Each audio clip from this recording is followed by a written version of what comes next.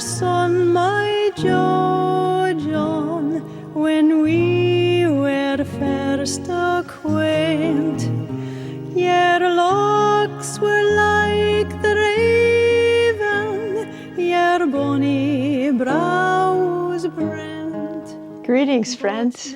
My name is Karen Gamo, and I've been involved with music at Ananda since 1983, and it's been probably my greatest growth and my greatest joy to be able to be immersed in Swamiji's music. So I look forward to sharing many stories about Swamiji and his music and his expression.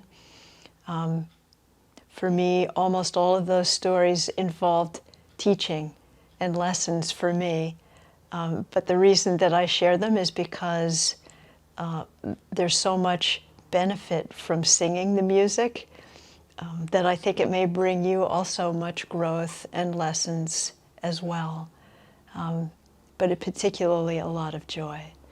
So briefly, before I get rolling, my background is that I was born into a very musical family. Both my mother and father were professional musicians. My father was a college professor. He taught violin, and my mother played the piano, violin, and viola. She was concert mistress at Wayne State University, and he was the concert master at Eastman School of Music in the violin. They performed for a while as young adults, and then my mother got involved with raising a family. But we were, by the age of 4, I had a little violin under my chin, and I was performing by 5. I don't know if I was performing very well, but little children are fearless, so I had a lot of early performing experience. I started piano at about 7 or 8 and did quite a lot of choir accompanying all through into college. And I was involved in singing, some competitive singing, regional choirs, state-level competitions, things like that. So I've been involved with singing for a very long time. And I've had professional vocal training also as well. So when I came to Ananda, that was my background, and I was very eager to jump into the music. So I went to Jeannie within a few months of arriving, and I said, I'd love to get a full binder of all the music that Swamiji has written. And Jeannie said, well, we don't have a complete set of everything, but we do have a large file drawer filled with all of Swami's music, and you're welcome to go look through it and copy anything that you'd like. So, and that file drawer was about this long. So I spent a day pulling everything out one at a time and making copies. And to this day, I actually still have the physical copies that I made then. And I've been interested in systematizing and organizing around Swamiji's music ever since. So, for example, I have a long collection of all the testimonials that people have ever written about Swami's music. And one of the most joyful projects of my life was working on this collection of all of Swamiji's vocal melodies and putting them into one collection for the first time. This was a 2-year labor of love with Ken Salisbury and Chris Thorman. And if you don't have it, you must get it. And you can order it from Crystal Clarity. It's really a wonderful book, and it's available digitally as well as physically. So that's my background. Very early on, I think Swamiji, someone whispered in his ear that I had some musical training. And my first embarrassment, of many to come, and you'll enjoy all of these stories, I'm sure, was that Kalyani was performing a piano accompaniment or perhaps even a solo for an event at the Crystal Hermitage. So I was enlisted to do page turning. Easy enough. I've been playing and accompanying for a million years. So I took my post, and Kalyani got to the right spot, nodded her head. I turned the page quickly. A few more page turns. She seemed flustered. She was annoyed. It was not going well. And after her performance was finished, she went to Swamiji and complained that I had been a terrible page turner. So Swamiji expressed great disappointment in my page turning. I think I'd been at Ananda for 2 months, so I hadn't even had a chance really to speak to him or connect with him. So I thought, I think I did okay turning those pages. For some blessed reason, I wasn't deeply offended or hurt by the criticism. And I think Swamiji was testing to see how sensitive I was. So in this particular area of music, I had confidence from a lot of training and experience. And so he decided, good, this is the area where I can push and train myself without breaking her. So more to come after that. Soon, I was at an event at the Expanding Light, and Swamiji gave me a copy of his piano sonata, The Divine Romance. And he asked me to please play it for everyone there. So I put it up on the music stand and sat down at the piano and played. And afterwards, Swamiji said, that is not the way I'd like it played at all. And I said, oh, I'm sorry about that. And he said, have you not worked on this piece before? And I said, no, I'm sight reading it. This is the first time I've seen it. And Swami sighed with disappointment because I had an excuse. And he said, well, we're going to have to get together at some point and I'll show you how it's played. It took a long time for that to happen. That didn't happen at that moment. But there were plenty of other opportunities like that. So there was a period, I think it was a few years later, where Swamiji had composed the oratorio, but we hadn't heard it yet. He was just sharing a piece at a time as they were being written out. And so at a large satsang at the Expanding Light, I think there were a few hundred people in the audience, he said, I've just written a piece called He Who Clothes the Fields. And he asked if anyone would like to come up and sight read it with him. And I thought, sight reading. Yes, I raised my hand. I had been a competitive sight reader in high school and was one of the top sight readers in the state of Pennsylvania where I grew up. So with pleasure, I grabbed a piece of this incredibly simple music. I was looking at it thinking, oh, goody. And Swamiji smiled at me, beaming, and he said, okay, let's start. And I sang the first 4 notes wrong. And Swami smiled even more beamingly. That was completely wrong, he said in front of the audience. And I thought, good Lord, why did I get that wrong? Anyway, that was another embarrassing moment. And that one I think was genuinely embarrassing. And I think he was rather pleased that he could cause a little bit of a response in me. So he was softening me up, pummeling me up a little bit like a loaf of bread. So then there was a period of time where occasionally when Swami would perform solos, he would ask me to accompany him on piano, which I was happy to do. And for those who have accompanied Swami on piano, and there's a few of us who do it regularly, one of my companions here in Palo Alto is Todd Billingsley, and Todd jokes that Swamiji sings a song differently every single time because I think he doesn't want us to fall asleep ever. So it's a way of keeping us alert.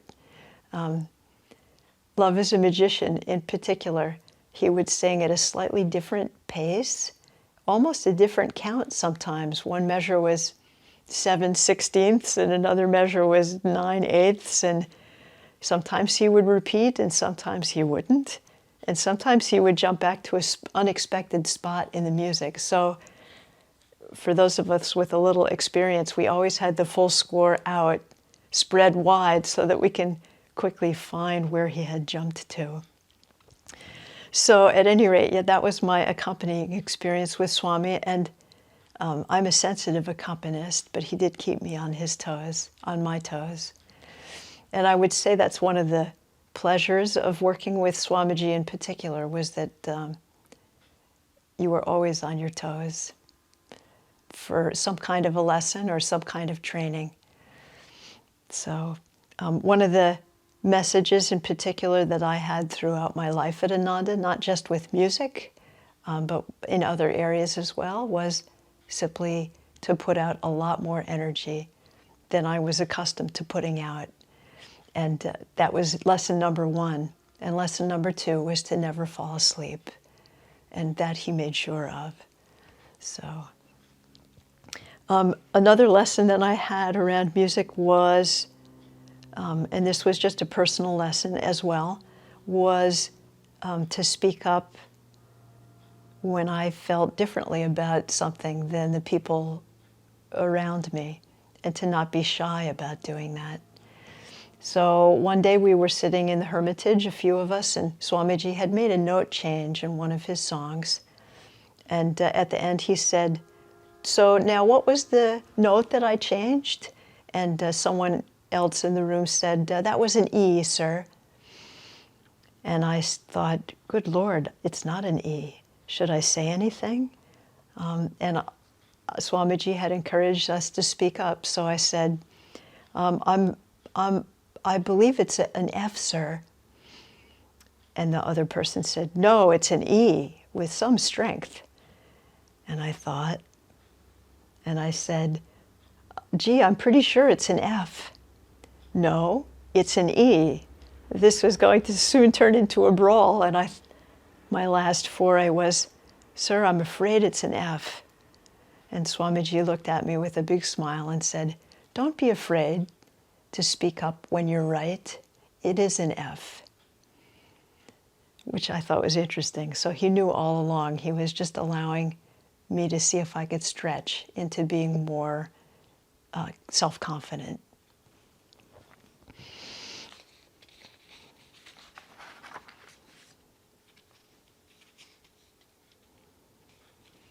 So for the first 13 years that I was involved with Ananda, I lived at the village, and there was already an active small ensemble group, just one, and that group did all the performances. There was also a choir, which I sang in most of the time. But at a certain point, I set up another ensemble group because it just felt too wonderful. The music was so wonderful. I wanted more people to have the opportunity to enjoy it. So, and that was a great joy, to learn more of the music and to help others learn more of the music. And I would say that's been a passion of mine ever since then. Swamiji himself said, I could sing all of the music that I've written all myself, and I could do many of the things at Ananda all myself, but if I did that, how would you all grow? So it's been important to me, and through extension to all the people that I work with here in Palo Alto, to have as many people as possible sing solos, be in small groups, and have a chance to really learn and experience Swamiji's music. So, and I hope that becomes more common in all of our colonies. I think it's just such a valuable way for us to enjoy and to grow and to feel that unique vibration that each song brings. So at a certain point, I don't know why exactly, but I was musically pretty invisible at the village for all the years that I lived there. Most people didn't really know about my background. And then at a certain point, there was a professional choir director with us for a few years, and she invited me to sing a solo in Swamiji's new oratorio. And I sang the song of Mary Magdalene. And after the performance was over, Swamiji was singing the bass part right behind where I was standing in the soprano section. And when I came back from having sung that solo and moved back into my position, Swamiji leaned over and whispered in my ear, "Well done, lass." which was just charming, and I never forgot the affectionate way in which he often spoke to us, encouraging and affectionate. There was an early performance of the oratorio in Tiburon, a small town just outside of San Francisco, and many of us came down from the village to perform in that. We were all wearing beautiful jewel tone clothes. That was something Swami felt so strongly about. Wearing beautiful clothes is a way of expressing beauty and uplifted consciousness in the world, and uplifting others just by being able to see that. And I think Swamiji also had a memory of the incredible intensity and beauty of astral colors, and he was trying to bring that into manifestation in the world. So at any rate, we were at this concert in Tiburon. We're all decked out beautifully, and someone said, "Oh, you know, we should get some makeup on some of the women." And so somebody urged me to go in and have Durga put on some makeup. I rarely wore makeup. In fact, I think I never wore makeup. So after she was done, I looked fabulous, like $1 million, much better than I usually look. And I came out on my way to the stage, and Swamiji was sitting there, and he stopped me, and he said, "Who put this makeup on Karen?" And Durga came over and said, "I did, sir." And he said, "Get it off her now." And she did. So I went on the stage makeup free, as it was my usual way of singing. But I was intrigued by that, and I think Swamiji was sensing that the wearing of makeup for me in particular was somehow enhancing my sense of ego. And he wanted that to be expunged. So I was glad for that small lesson, and I have rarely worn makeup since, except for very occasional performances. At one point, we were in the amphitheater rehearsing the Song of the Nightingale. This was, again, early on in my life at Ananda Village, and there was an oddball song in that play called The Waltz. And I think it's about the silliest song Swami has ever written. I love a little girl, I love a little girl. The men sing a little opening section, and then the women respond, I'm so dainty that I'm faintly terrified. What would happen if I happened to come stand by your side? It's completely absurd. So it's men and women on two sides of the room. The men are flirting, the women are pretending to be coy. So we're singing it, and I'm singing the women's part. And Swami was sitting there watching us rehearse, and he started to laugh so hard. He said, Karen, I can't believe you're singing that. And he just laughed, big belly laugh. And he didn't stop for a long time. And Jeannie looked at me and said, I wonder why that's so funny for him. I didn't know why either. But many years later, a friend of mine was doing a massage on me who's sensitive or psychic. And as she was massaging me, she jumped back and said, oh my God, I see a huge man with long red hair and a big sword and a shield, and he's running with incredible joy onto a battlefield. She said, is that you? And I said, I think it is me. I think that's me from a past life. I've always felt a sense of simpatico with warriors and kshatriyas. So it's possible that Swami saw that in me long before I ever discovered it and found it so funny he just could hardly believe it.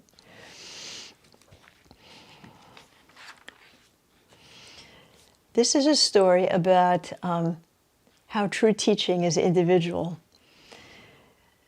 In the late 80s, Swamiji was a keynote speaker at many whole life expos around the United States, one of which was in Los Angeles.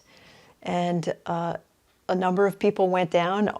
Always there were people accompanying Swami at these big events to man the booths and also some to sing with him.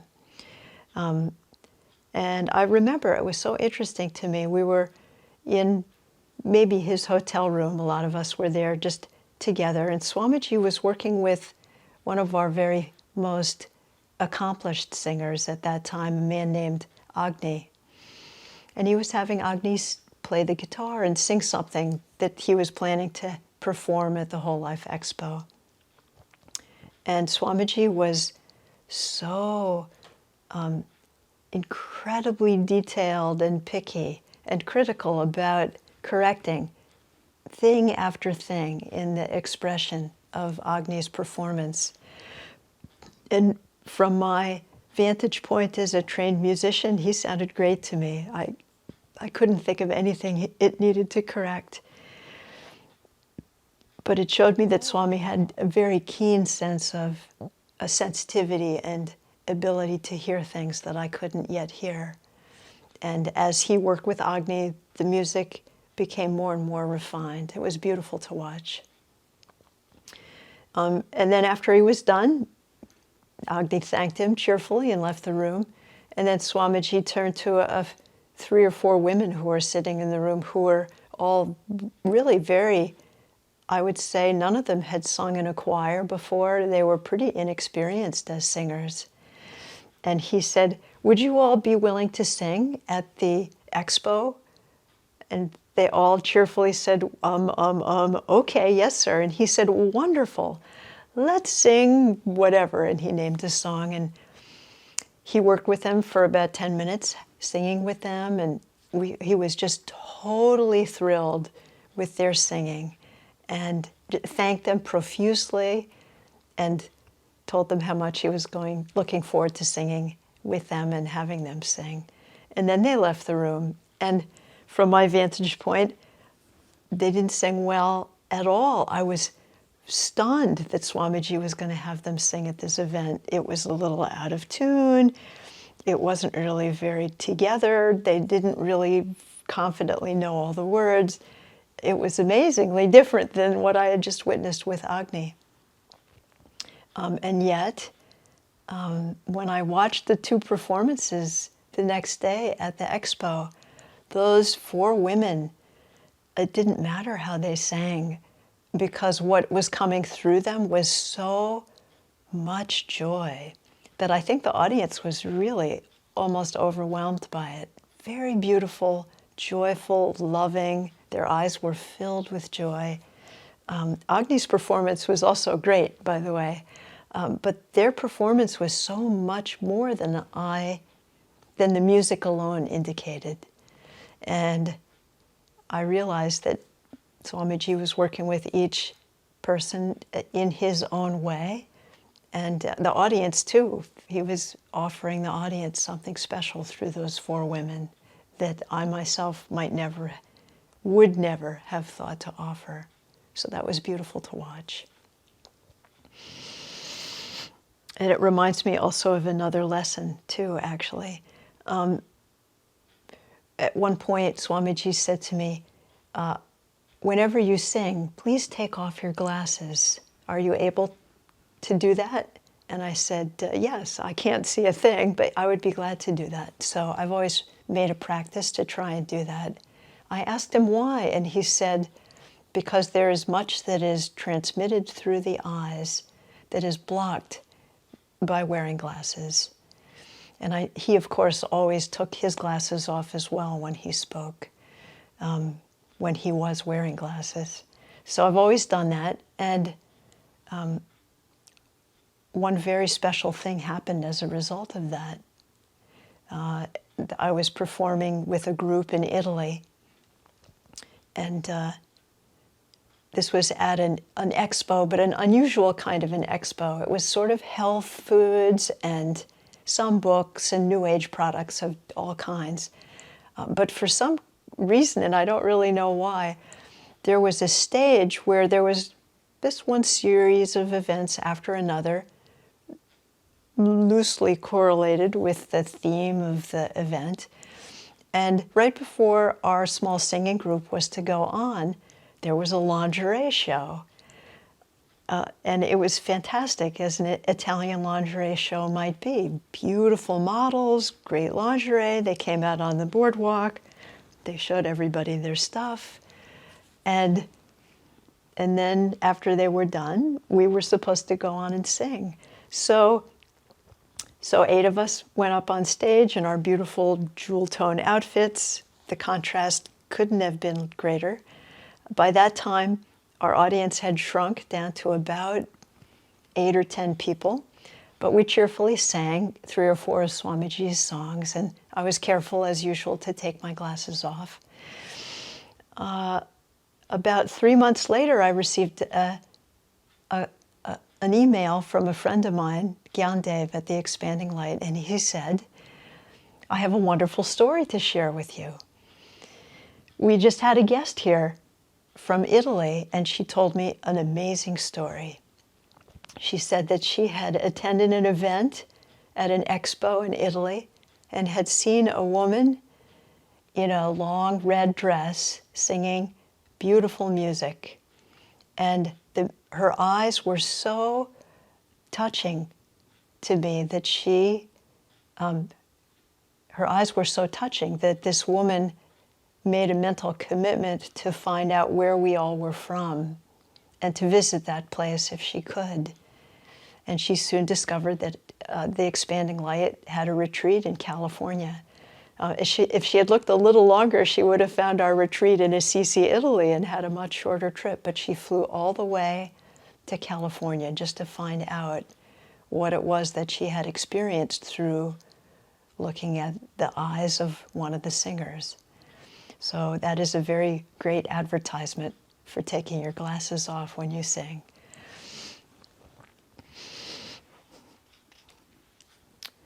One day Swamiji said to me, "Do you have a piano at home?" And I said, "No, sir, I don't." And he said, "You must have a piano. If you don't have a piano, I will buy one for you."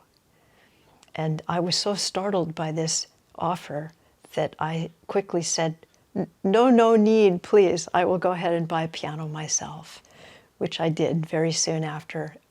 The same beautiful maker, Kauai, as the ones that he had just recently purchased for Ananda Village.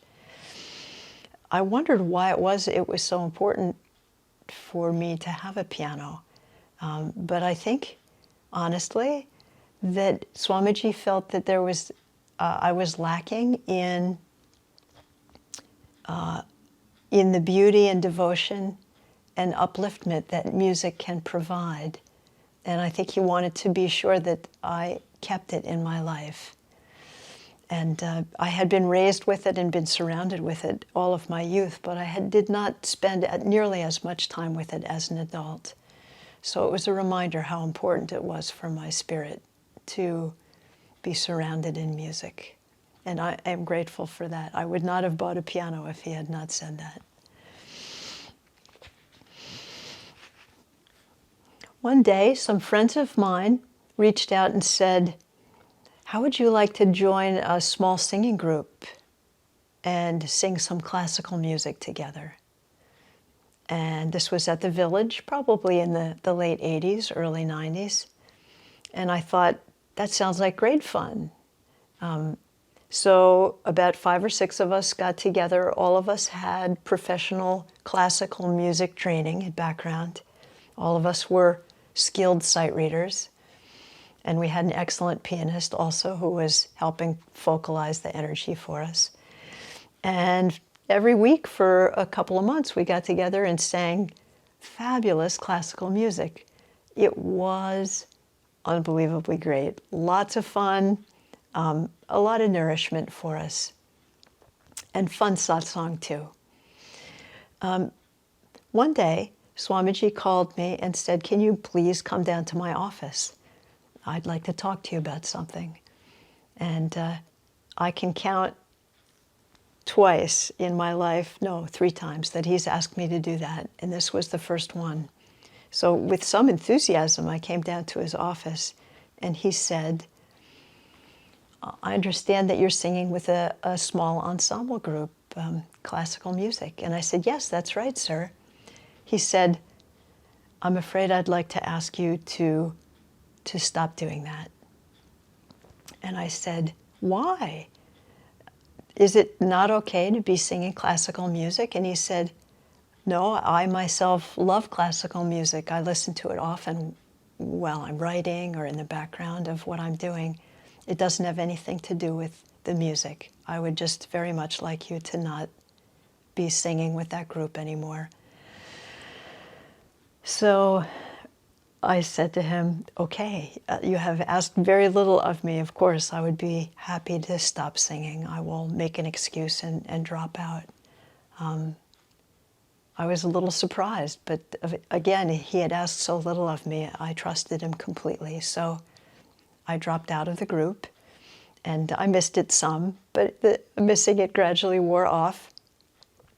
And interestingly, within about 3 years, everybody who was in that singing group had left Ananda.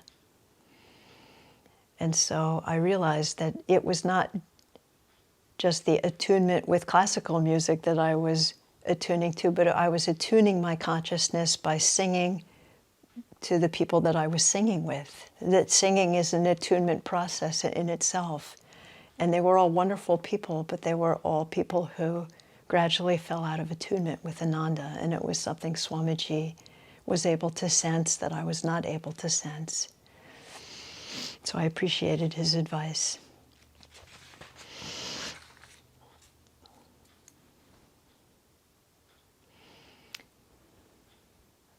Swamiji came to Palo Alto often, and once when he came, it was our great pleasure to put on a major choir concert for him. Afterwards, he was so pleased with the music. But he said to all of us in the choir, he said, it was beautiful in every way, and it was beautiful technically as well. But there is no more that you can achieve technically.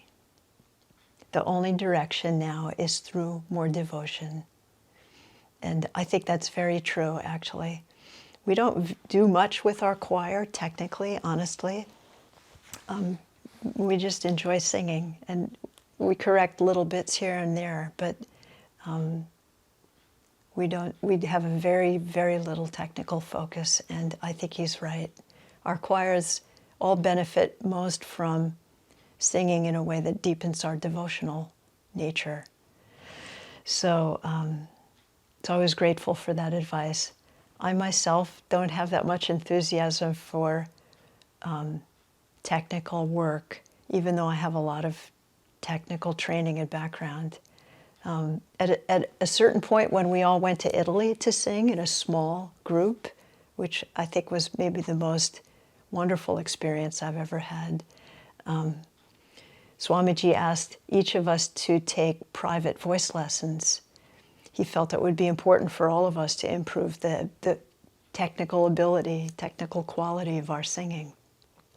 And so we all went to Jody Mori, who is a gifted music instructor and opera coach in Florence, Italy, and a longtime Ananda member. And I was the only one in the group who had a lot of professional vocal training, and I was the hardest one for her to work with because of that. She had to help me undo all of the bad habits that I had picked up from other teachers and to sing in a more natural way. And she found everyone else easy to work with and just encouraged them to express in a more natural way. So it was a great gift to the singers to receive professional training, and I found it interesting that Swamiji encouraged that. So, and I know now that many people also are taking lessons from Ramesha and from other vocal teachers around the world, and I think Swamiji would be happy about that. When Swamiji attended one of the concerts in Palo Alto, he was sitting next to Asha, and he whispered in her ear, "Who is that woman there on the far right singing?" She has a beautiful consciousness. And Asha whispered back in his ear, "That's Ananda Pram, sir." He was able to look at a whole sea of singers and know what each of us was thinking. And it was a beautiful tribute to Ananda Pram to say that.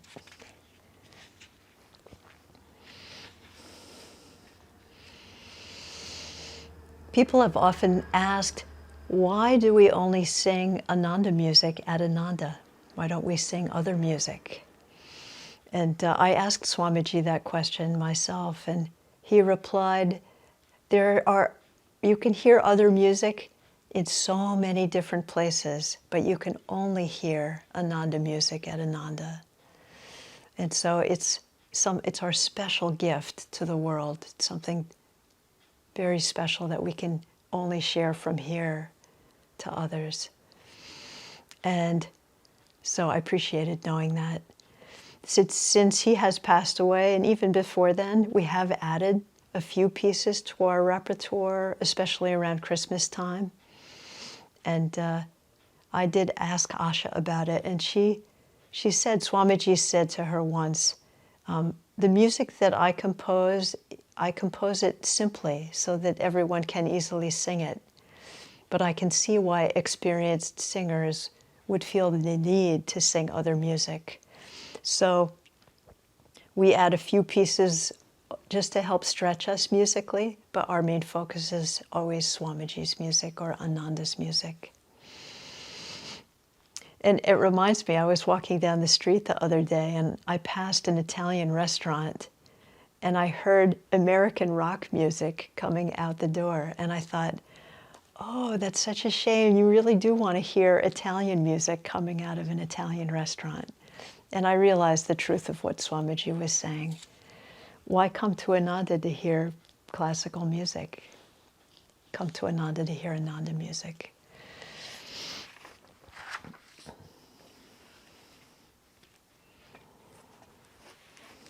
A few quotes to share with you. This is from Asha's book, Light Bearer. Swamiji said to me, Rajasi told me that Master would give me the power I needed to do this work. What he meant, among other things, was the music. Later he said, Ananda would not be what it is today without the influence of the music. Books and lectures are the outer form of the teachings. Music is its coursing blood. It is not my music or even our music. It is a new ray of consciousness that is coming into this world as music.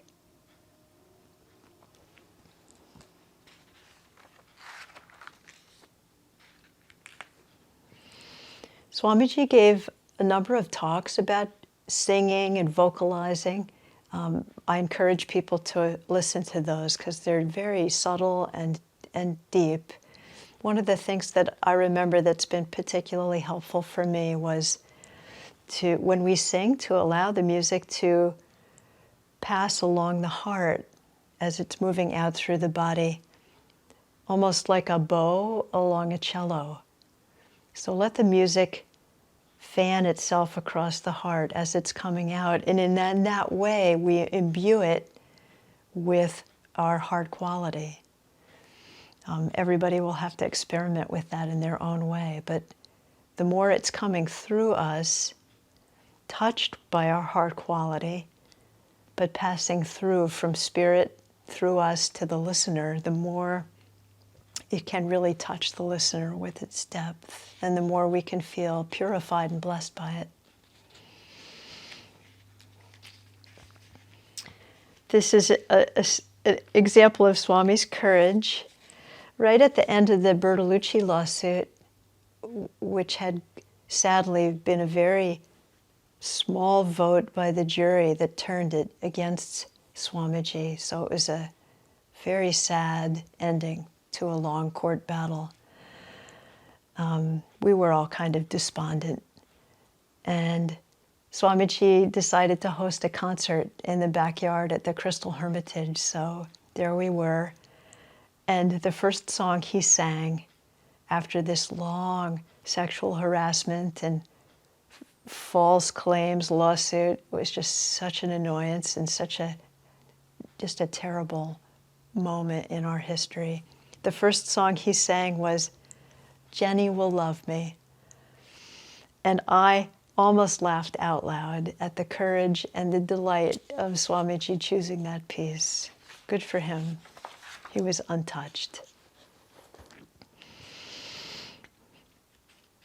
Swamiji often spoke about the importance of the music, and since the very earliest days of Ananda, in the newsletters that he wrote called The Banyan Tree, all the way up to the end of his life, he encouraged us to take the music out and share it with the broader public.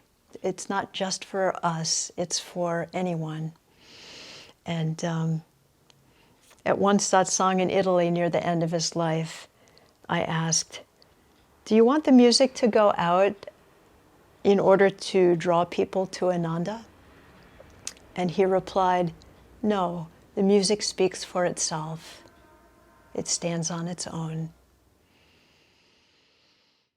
At a certain point in the Italy singing tour, which took place between 2002, 2004, which was a really wonderful experience. A small group was touring almost full time. That was its work, was to rehearse and take the music out to the public. We were singing in churches and conference halls all around Italy for that time period. I would say that was probably the most out that the music was ever able to get. And it was a real big joy for me to be part of that. Near the end of that tour, there was a period where there was some conflict happening in the group, and it was painful. It was a little bit hard to work through. Some people in the group were thinking about quitting or maybe going home. And Swamiji had heard about it and was very sad about it. And he spoke to someone and said, "There is a great causal battle right now between the forces of light and the forces of darkness. And this music is a part of that battle of bringing light out into manifestation." And he very much did not want to see that project end. And I was amazed to hear that the singing was at that level, because in our ordinary lives, we sing, we're singing, we're enjoying it, it's fun, it's uplifting. But to think that it had a benefit far beyond something that we could realize was eye-opening for me. So now whenever I sing, I try and remember that there's more going on than we can see. As it turned out, right around that time, the resolution to that conflict just took place in a natural way, because just a few weeks after that, in early January, there was a police raid on the Ananda Assisi community with fierce dogs and guns and quite a large number of police force. Very startling, in response to a claim by a former member or guest who was part of Ananda Assisi.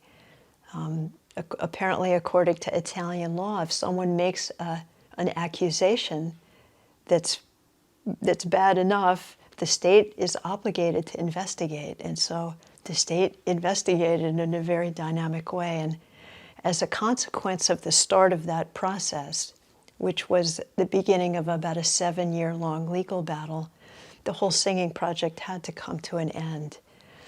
But I wish and I wonder whether, if we'd been able to harmoniously continue singing, whether we could have forestalled that. Somehow I doubt it, but I wish it could be so. Anyway, to just say that 7-year-long battle ended with a judge completely dismissing all of the claims and saying that the lawsuit had been, I'm not sure quite the right word to use, but just it had no basis in reality. And so the community was completely vindicated. But it was an unfortunate, long, and difficult fight. Hopefully we built lots of positive karma and through the tapasya of that effort, I'm sure we did.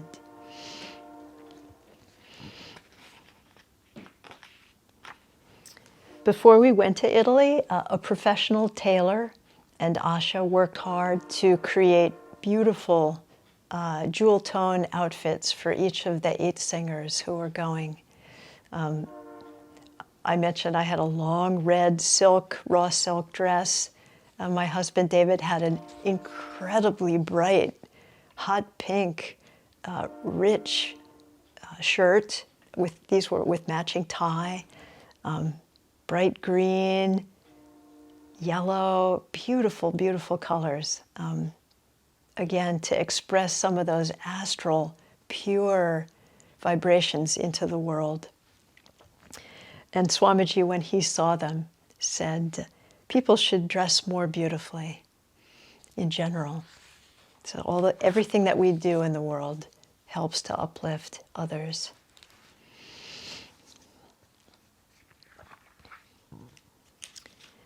At one point in Italy, I sang a performance of The Shawl of Gold for Swamiji. This was in the dining room of the Ananda Assisi Retreat Center. And it was full because it was Christmas time, and probably as many people as you could possibly fit in there, maybe 100, 150. So I sang Shawl of Gold there, and it's a beautiful piece for Christmas time. And afterwards wished Swami a Merry Christmas. He was sitting at a table off in the corner. Swamiji looked up and he said loudly, "Karen, I didn't like a single thing about the way you sang that piece." And I said, "Oh, I'm so sorry, sir. I would love to be corrected." And he said, "Come to my place tomorrow and we'll work on it." So I had just a very joyful feeling around that. It's not very often that your teacher takes time to correct you. And so the few opportunities I've had, I have not been mortified. I have been ecstatic. So that's not always true when people correct me, but with blessings, it's been true from Swamiji. So I went to his home, and he said some very interesting things. Again, Swamiji always used any opportunity he could to train us. And for me, generally speaking, that was in music and also in writing, which I did a fair amount for him in. So a few things he said. He began by saying, "You're a Pitta, aren't you?" That's an Ayurvedic type. And I said, "No, sir, I'm a Vata Pitta." "Well, it's your Pitta that gets you in trouble." "Because I rush?" I said. "Yes," he replied. And I am a big rusher. For those who know me well, I am always rushing. Zip, zip, zip, from one thing to another. So he said, okay. He sat on the couch, and I was in front of him about 6 feet away, and David was nearby taking notes. And he turned to me and he said, "Begin." So I sat and I said, "Stop." And he said, "Don't throw away the first word." And I said, "Okay." "Poor, stop." And he corrected something about that. And then I got into the next syllable and the next syllable, and this went on for a while like this. He stopped me, I bet 20 times in the first verse. We went through the whole song like this, with about 20 corrections. And we had copious notes that David captured, and I have those available if anybody would like to see them. We've created some new sheet music based on all of those notes now that will really help people going forward. And it was excruciating in the sense that it took so much energy to stay focused and alert with Swamiji. I was throwing away one word after another because I just simply was not as conscious as he was. So by the end of the process, I was spent. And Swamiji was fresh as a daisy. totally energetic. I think he just toddled off and did a bunch more work for the rest of the day. I went home and crashed. So that was a good exercise, not only in getting that song right, but also in keeping my energy up and not rushing. A lesson that I am still working on. At one point during that, David said to Swamiji, "Sir, are you saying that generally we ought not to ever sacrifice your words for the sake of the music?" And Swamiji said, "Yes, that's exactly right. The words come first, and the music is secondary. There's so much meaning in each of those words, we don't want to throw them away."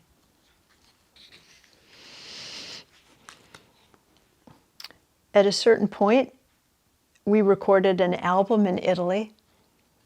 Swamiji had asked us not to. He said there's plenty of good recordings. You don't need to record your own album. But we could not resist. He knew we couldn't resist, I'm sure. That's probably why he warned us at the beginning.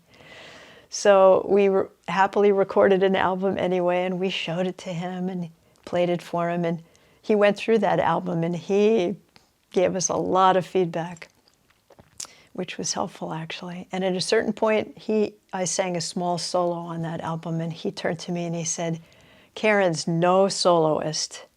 And then he went on, other things. And I thought, I think he's right.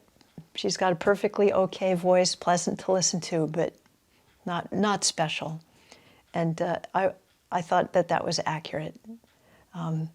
But he did continue to ask me to sing, and I have to say, I think it was a lot for my benefit. So I've been grateful for that, honestly. I've grown a lot through the experience. So for choir directors out there who have people in your choir who you think are no soloists, give them opportunities to sing, because it's just so beneficial for them. At a certain point, I got it right. Now we're getting to the part of the story where I'm getting it right more often. There was an opportunity. I was asked to sing at an SRW, and Swamiji was in the audience for it. And I was asked to sing John Anderson, which is one of Swamiji's very beautiful, a little bit unusual pieces, because it's a story about human love, and it's set to someone else's lyrics. Robert Burns, a famous Scottish poet. So before I started to sing that piece, I was sitting on the side, and I felt a little nervous, as people tend to. And I was very tired of ever being nervous, because we're yogis, and I've spent a lifetime trying to overcome ego, but the ego was asserting itself in self-consciousness and nerves. So I prayed so hard in that moment, harder than I've ever prayed before. I am sick of you. I'm done with you. And with great force, I visualized myself as a form of light, and with a sword, I cut myself to shreds until there was nothing left. And then I stood up to walk on stage. There was just nothing left. It was a wonderful experience. And whatever was left sang John Anderson. And then there was an intermission after that. As soon as I finished and was walking off stage, someone ran up to the front of the stage and said, "Karen, Swamiji is asking to see you. Please, come with me." And I walked up into the audience and stood in front of him, and he was weeping. And he said, "Karen, that was beautiful. I have never heard you sing more beautifully. And I've never heard that song sung more beautifully. Thank you." And he wept. And I was deeply moved. And then later that evening, many people in the audience said to me that they wept as a result of that. Some people said they've never forgotten the performance. And I realized that Swamiji was so sensitive to consciousness. Finally, he felt the divine and not Karen Gamo singing that song. And that's what brought him incredible joy. And that's what touched others in the audience as well. So no joke, getting out of the way allows something much, much greater to come through. We are just a tiny, tiny, tiny expression of that. And if we can step aside, it's incredible what can pass through us.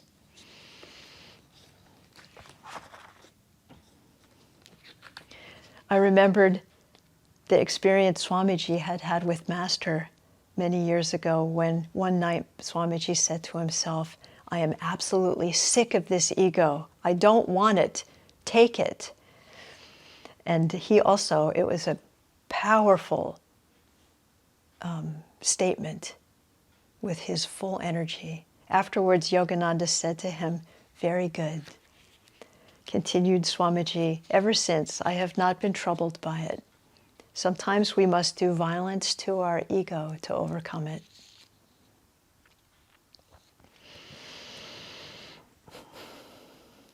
Here's an interesting thing. For those, many people do not realize that Swamiji lamented that no one else at Ananda was composing music other than him. And those of you who know stories of others who were composing and Swamiji was not accepting the fruits of their compositions might say, well, he wasn't lamenting. He didn't really want others to compose. But Asha said that he spoke to her in those terms. He lamented. And he knew it would be hard while he was still alive for others to compose. And he knew that a lot of resources had to be devoted to his compositions to just help bring them to birth. But keep in mind that he did lament, and Ananda is a place of great creativity by his example. And know that he is hoping and wishing that more of us would do so. So something I wanted to make sure that was shared with everyone. A few music quotes that I heard Swamiji say in my presence. The practice of yoga gives people a sweet voice. I've never heard a choir as beautiful as you all at Ananda. It's music from the heart. It's as much the singers as the songs.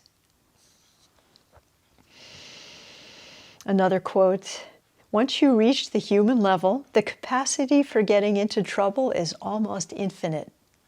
There's only one way out. Music should point you in that direction. Become clear. Think, what do I want to express? And then ask for it to come. Ask upward, and it will come down to you. I argued with my guru in a past life. The book of Brigu reading says, quote, you will wander for lifetimes until you meet Yogananda, end quote. I am aware of the unhappiness and pain of life. If you listen sensitively, you will hear that in my music. If anyone challenges my right to be a Christian because I have an Indian guru, let them listen to the oratorio. Doesn't it annoy you to walk to someone else's rhythm? Like when you're shopping in a mall, listening to that music? Music reflects the civilization, not the other way around. On the wings of music, we could carry the consciousness that brings uplifted consciousness to others.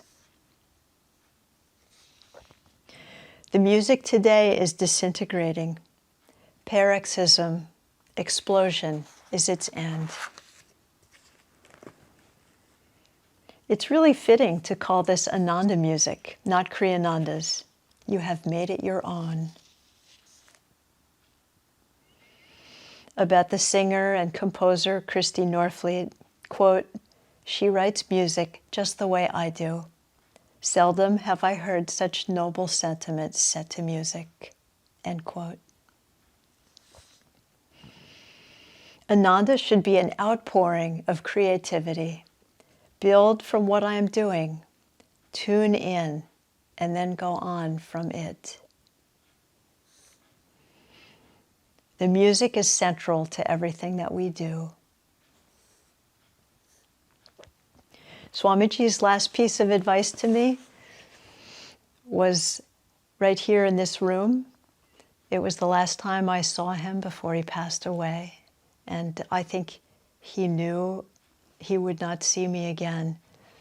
I was with him here for about 2 hours with just a few of us, and mentally was praying so hard, please, sir, if there's something that you need to tell me before you go, please tell me now. But I was too shy to ask. But he read my thoughts. And the last thing he said before we parted was, you should be singing. Sing more. And I've taken it to heart. I sing as much as I can. I don't think that I'm supposed to sing necessarily to an audience, though I do often sing for audiences. But I think singing is important for the release of blocks in the consciousness, in mine in particular, but I think it for many of us. Several healers have said to me that I have a block here in this fifth chakra area. Independent corroboration, and I think Swami saw it himself as well. And singing is a way of moving energy through that chakra, purifying and releasing.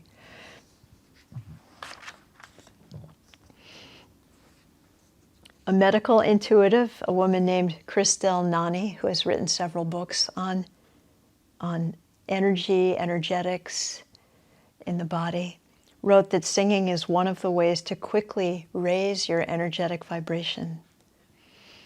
I can't think of a better way to change your consciousness and lift your energy than singing. Master said that chanting was half the battle, and his chants are powerful and beautiful to sing. Swamiji's music is a little different. It's lighter, it's more joyful, even though that underlying yearning is also in it. It's ours. If you're a student of Swamiji's, it's a gift for you. And there's something about singing it that radically changes our interior energy pattern and our consciousness. It's happened for me many times, and I know many of you have experienced it who are watching this. So again, I'll say, if you haven't picked this up yet, this isn't intended to be a sales pitch, but this is just a great way to access all of Swamiji's beautiful music. There's chords, and there's easy chords. So if you're thinking, gee, I'd like to learn an instrument, it's easy to play along with the singing, or just sing without an accompaniment. And notice how each song affects your consciousness. The other thing I can hugely recommend, look online for Keshava's series where he sings one of these songs in each of his 30-minute satsangs. Sing along with him, hear him talk about the meaning of the songs. It's an incredible way to go deep into the music. All by yourself. You don't need a choir, you don't need anybody to help you to do it. Just allow Keshava to guide you in that. You can find it easily on YouTube. Keshava, Ananda Music, Swami Kriyananda, you'll find it easily. So that's all I'd like to share with you. I just want to thank everybody, especially Jeannie, Chants, but everybody worldwide who's been involved with the Ananda music for many, many years and brought so much depth to our spiritual path through it. I don't even know what this path would be like without it. Bless you all. Thank you.